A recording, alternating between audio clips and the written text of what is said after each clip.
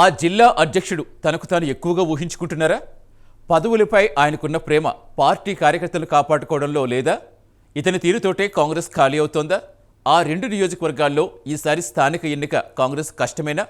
DCC అధ్యక్షుడు లేకుంటే మేము పార్టీ మారాలంటూ వార్నింగ్ ఇస్తున్నారట కొంతమంది కాంగ్రెస్ శ్రేణులు. ఇంతకీ ఆ అధ్యక్షుడు ఎవరు? ఏంటా కథ?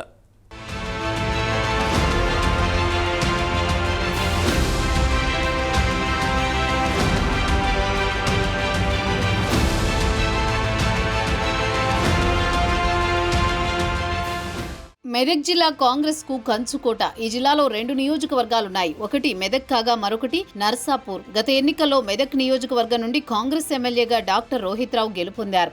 నర్సాపూర్ నియోజకవర్గం నుండి ఎమ్మెల్యేగా బీఆర్ఎస్ పార్టీ అభ్యర్థి వాకిట సునీత లక్ష్మారెడ్డి విజయం సాధించారు. జిల్లాలో రెండే నియోజకవర్గాలున్నాయి. అయితే అసంతృప్తిగా ఉన్న కాంగ్రెస్ శ్రేణులను బుజ్జగించడంలో డీసీసీ అధ్యక్షుడు మాత్రం ఫెయిల్ అయ్యారని జోరుగా చర్చ సాగుతోంది.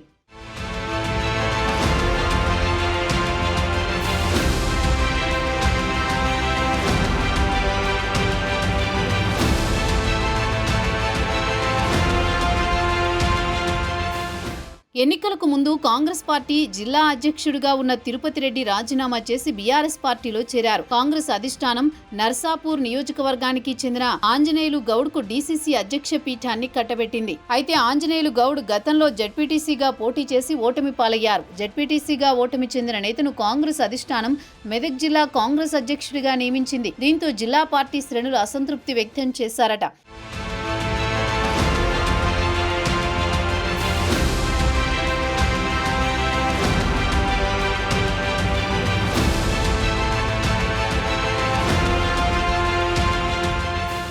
అయితే మెదక్ జిల్లా అంటేనే కాంగ్రెస్ కు కంచుకోట. గత ఎన్నికల్లో ఒక నియోజకవర్గంలో మాత్రమే కాంగ్రెస్ విజయం సాధించింది. మెదక్ నియోజకవర్గంలో కాంగ్రెస్ పార్టీ ఇచ్చిన హామీలతో మల్కాజ్గిరి మాజీ ఎమ్మెల్యే మైనంపల్లి హనుమంతరావు తనయుడు మెదక్ ఎమ్మెల్యే రోహిత్ రావు కృషి ఫలితమే మెదక్ ఎమ్మెల్యే సీటు కైవసం చేసుకుంది. మరోవైపు డీసీసీ అధ్యక్షుడు సొంత నియోజకవర్గంలో కాంగ్రెస్ ఓటమి పాలైంది.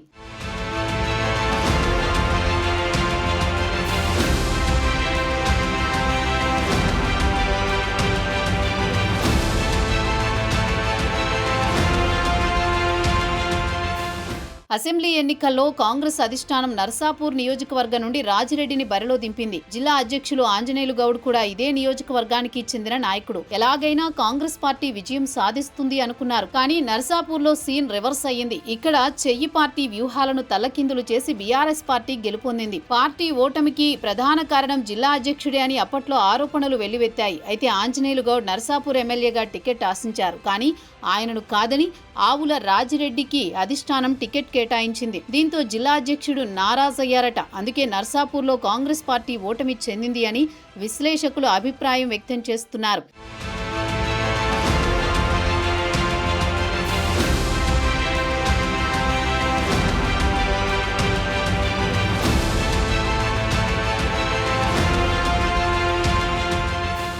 మరోవైపు వచ్చే 2008 ఎన్నికల్లో నర్సాపూర్ నియోజకవర్గ కాంగ్రెస్ పార్టీ టికెట్ తమకే అంటూ అనుచరులను సైలెంట్ గా సమాచారం ఇస్తున్నారట. అంతేకాకుండా తాను జిల్లా అధ్యక్షుడు అనే హోదాను మరిచిపోయి ఆయన నియోజకవర్గానికే పరిమితమవుతున్నారట. మరోవైపు పార్టీ ప్రతిష్టను కాపాడుకోవడంలో ఫెయిల్ అయ్యారని చర్చ కొనసాగుతోంది. కాంగ్రెస్ నాయకులు అధికారంలో ఉన్న పార్టీని వీడి ప్రతిపక్షంలో ఉన్న బీఆర్ఎస్ పార్టీలో చేరుతున్నారు. దీంతో జిల్లా అధ్యక్షుడి తీరుపై తీవ్ర విమర్శలు వెల్లువెత్తుతున్నాయి. జిల్లా అధ్యక్షుడు ఆంజనేయులు గౌడ్ తీరు మారకపోతే వచ్చే సర్పంచ్, ఎంపీటీసీ, జెడ్పీటీసీ, మున్సిపాలిటీ ఎన్నికల్లో మెదక్ జిల్లాలో కాంగ్రెస్ జెండా ఎగరడం కష్టమే అని టాక్ వినిపిస్తోంది. మరి ఇకనైనా ఆయన గడప దాటి బయటికి వస్తారా? క్యాడర్ పార్టీ వీడకుండా జాగ్రత్తలు తీసుకుంటారా? స్థానిక సంస్థల ఎన్నికలకు సమయం దగ్గర పడుతుండటంతో పార్టీని గెలిపించేందుకు కృషి చేస్తారా? లోకల్ లీడర్లను కలుపుకొని పోతారో లేదో వేచి చూడాలి.